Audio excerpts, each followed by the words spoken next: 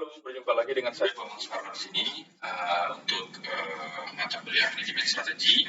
Pada pertemuan kali ini kita akan membahas tentang model perumusan strategi melalui analisis struktur industri dengan model The Structure Conduct Perform Approach.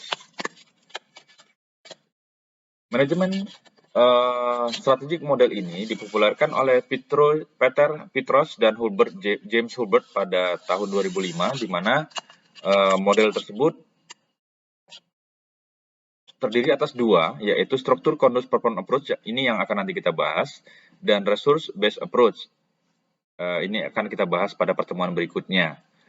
Pembahasan pada pertemuan kali ini kita akan sedikit bercerita tentang pembahasan tentang industri, dan kita akan bahas tentang Structure Conduct Perform Approach, di mana model ini akan membahas tentang ancaman masuknya pesaing potensial, daya tawar pemasok, persaingan antar perusahaan dalam suatu industri, ancaman dari produk substitusi, dan daya tawar pembeli.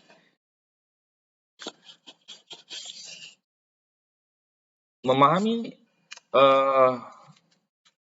elemen yang disampaikan di atas tadi dipopulerkan oleh Porter dalam modelnya adalah tingkat daya saing bisnis tersebut.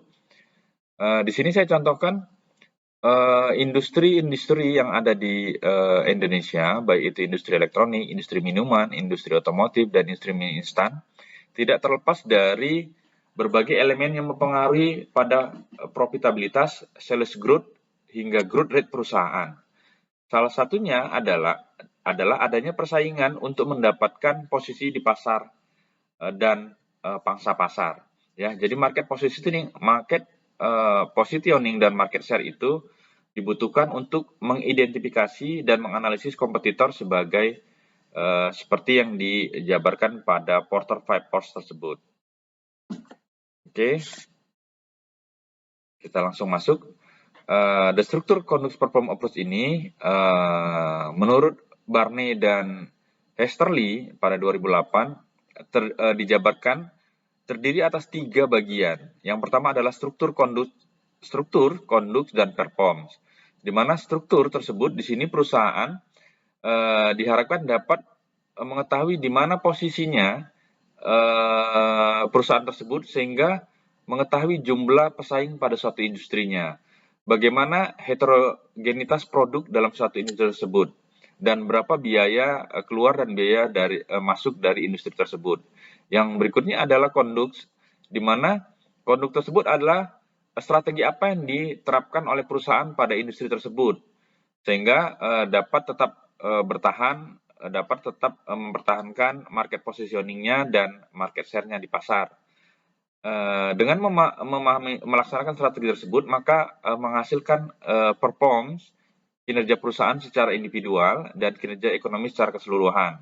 Dengan memahami ketiga bagian ini, maka akan membuat pemahaman perusahaan terhadap attractiveness of industry atau daya tarik industri di pasar tersebut seperti apa, dan akan memahami perusahaan mengetahui kompetitif rivalinya atau tingkat persaingan terjadi. Dengan memahami dua hal tersebut, daya tarik industri dan tingkat persaingan terjadi di pasar, maka perusahaan dapat mempertahankan pangsa pasar dan market positioning-nya. Oke, kompetitif strategi ini dipopulerkan oleh Michael E. Porter pada tahun 80, di mana Porter 5 Force ini atau analisis 5 kekuatan Porter bermanfaat untuk memahami persaingan suatu industri dengan mengidentifikasi posisi bisnis serta untuk memposisikan perusahaan agar lebih unggul dari kompetitor. Analisis 5 kekuatan Porter ini sekaligus menjadi bagian dari strategis analisis persaing yang tidak bisa Anda abaikan. Untuk lebih jelasnya, pada pertemuan kali ini kita akan mengulas tentang elemen-elemen dari Porter 5 Force tersebut. Bagaimana cara menggunakan elemen tersebut agar perusahaan lebih unggul ketimbang kompetitor. Ya, Porter 5 Force ini adalah metode analisis bisnis yang dapat digunakan perusahaan untuk menilai intensitas persaingan dalam suatu industri. Hingga saat ini analisis 5 kekuatan portal ini masih digunakan dalam berbagai analisis, terutama dalam bisnis plan dan perencanaan bisnis.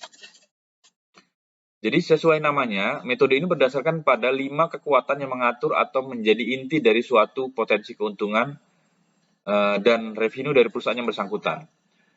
Sebab dengan memahami dan menganalisis 5 kekuatan ini, perusahaan bisa memposisikan diri dalam pasar dan menyesuaikan strategi bisnis development-nya dengan memanfaatkan kekuatan yang perusahaan miliki.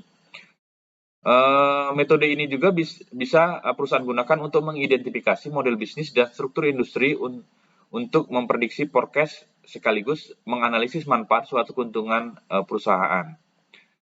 5 kekuatan portal ini diterapkan pada semua segmen ekonomi untuk mengetahui tingkat persaingan dalam bisnis dan meningkatkan profit jangka panjang bagi perusahaan. Yang pertama, dari infografis portal 5 Force ini adalah persaingan industri. Setiap bisnis tentunya memiliki kompetitor, baik itu pesaing langsung maupun tidak langsung. Persaingan menjadi elemen penting paling krusial yang mempengaruhi profitabilitas suatu bisnis. Jadi apabila tingkat persaingan semakin tinggi di pasar, maka bisnis perlu melakukan competitive analysis untuk dapat bersaing dan bertahan. Berikutnya adalah yang kedua, ancaman pendatangan baru.